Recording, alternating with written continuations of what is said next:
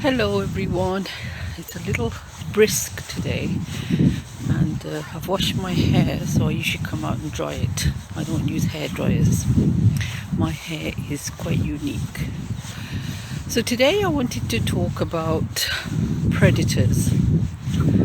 And sometimes people, when they're trying to manipulate others, they behave like a predator animal would when they're seeking their prey. Yes? So there's two ways of looking at it. So if someone is behaving overtly predatorial, they are showing you in different ways, whether you want to look at it or not, that they're trying to impress you, or they're using big words to make you feel that they're better than you. And ways like this, where they're actually, some people use violence to get their way. So they're showing you that they want you to do what they want you to do. Yes? When they're covert, they are like a pan of water that's boiling. Yes? It's simmering to boiling point. And that's when you find out that you're dealing with a predator. Somebody who has strung you along on the lowdown and was trying to take advantage of you all along, wasn't genuine. And this sometimes happens when people, try to meet someone new. Everybody's on their best behavior, right? But sometimes when people are trying to manipulate others, they're pretending. Yes, they're giving the impression that they're interested in you and give you all the signs, but they don't follow through. And what I mean by that is, as soon as they know they've got you hooked and you believe them, then things change. So they might take your details, but there's no real conversation going on. Yes, where it counts. In front of other people, they may display different type of behavior to make it seem that things are the way they want people to see them. Yes, so people don't find fault with them. So they might be nice around other people. And I just wanted to say that these behaviors can be seen as codependent, because it's okay to say that, the guy's behaving like a predator, and you didn't see it until you're in too deep. But you are also enabling that behavior, and you're enabling it by giving him the impression or her the impression that it's okay to behave the way they're behaving. And you do this when you don't object, yes, because you're afraid, or you don't want to lose them, or you need something from them. And I think in society as well, generally we are conditioned to be peaceable, agreeable. Sometimes you're stuck with people if it's a work situation, a course, or it might be a family matter, and sometimes you have to make the best of the situation. And a lot of people feel they can't get out of a situation once they're in deep. But this also has to do with you. It's a codependency on your part, because from your childhood you have learned that you need to depend on others to be who you are. Yes? And if you don't do that, then it's going to look abnormal according to the standards that you've grown up with. Yes? And I can give you an example, like in certain cultures, it's abnormal if you're not married, or if you don't have a boyfriend. Yes? But if you're single, people think there's something wrong with you. It's not the case. So sometimes you can enable behaviors, and I can give you another example. Sometimes a child wants their way. Yes? They throw a tantrum, and some parents, they spoil the children. Yes, whenever they throw a tantrum, they give them what they want. But this is not the way to go, because what the child is learning, it's being conditioned to to know that when they make a fuss, throw a tantrum, they're going to get what they want.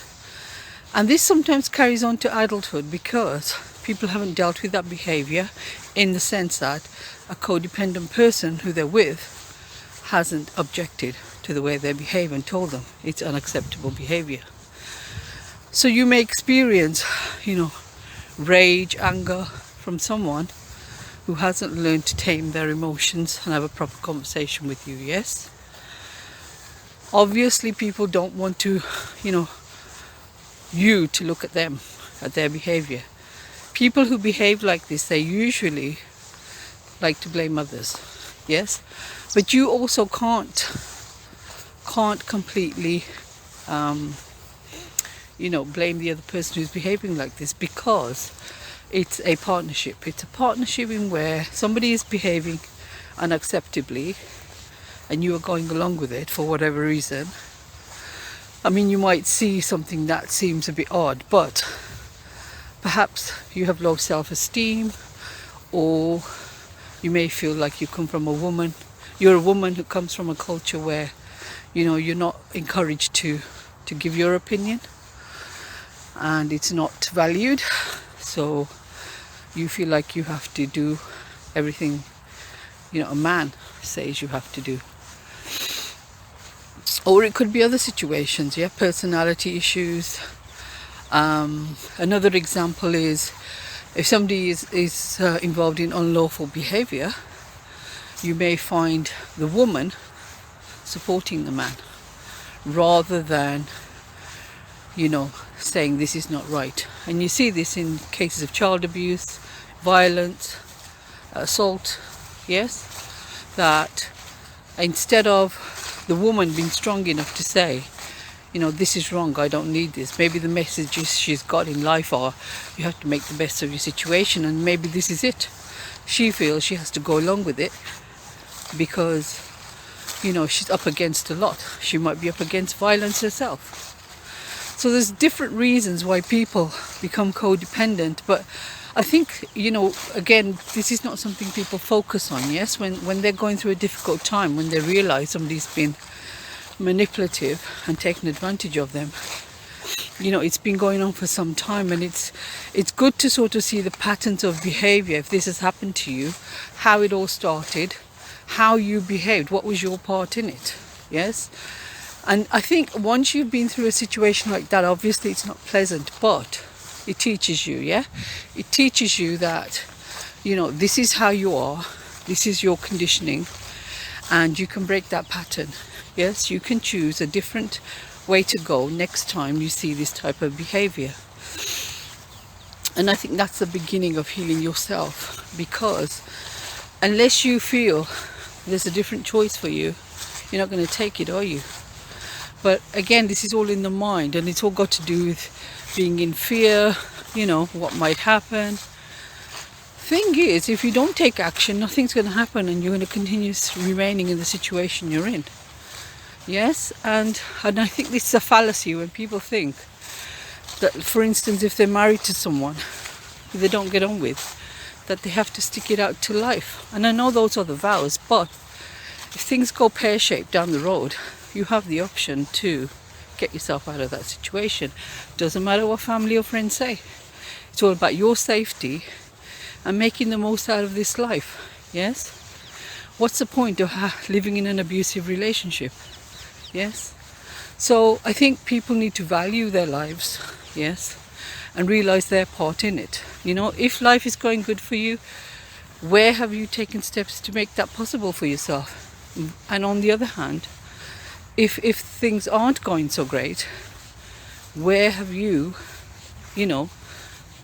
kind of overlooked red flags or things that didn't seem quite right, or you didn't feel you could say anything, or you were stuck in a situation, and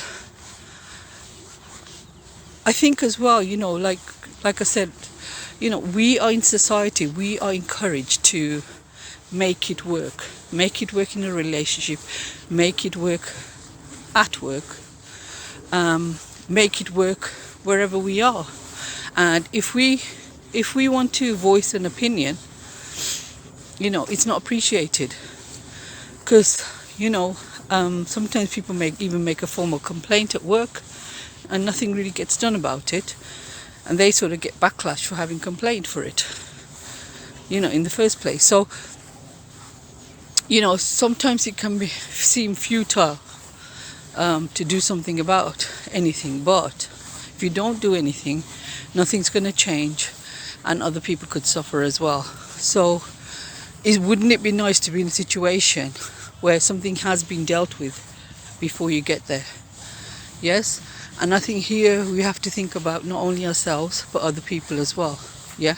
And this is how we can help each other out by also, even in relationships, people will get the message that it's not okay for them to behave the way they're behaving because it's harmful. And the person sometimes who's behaving like this, they can be one of two things. They can be fearful, yes, and this is why they sort of display, the behavior they do, whatever their pattern is. But they may be a coward, really. They might be scared. They may not know what to do, so they become aggressive.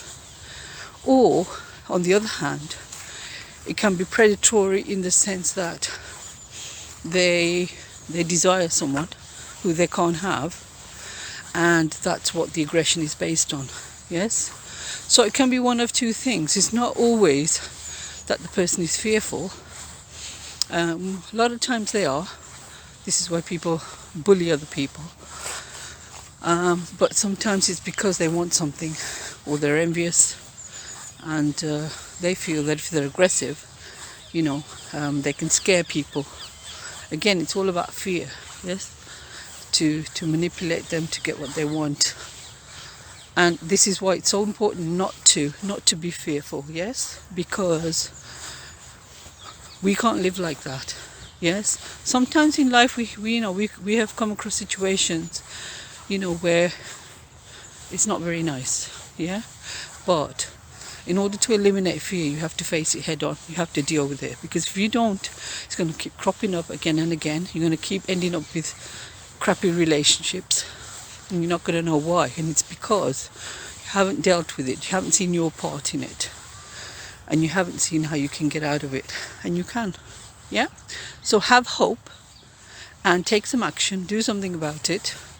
Don't feel like you're stuck in a situation. You never are. Doesn't matter. If you're the only person who thinks you're right, you might be the minority in the majority. All right? Thanks for listening. Please comment. Bye.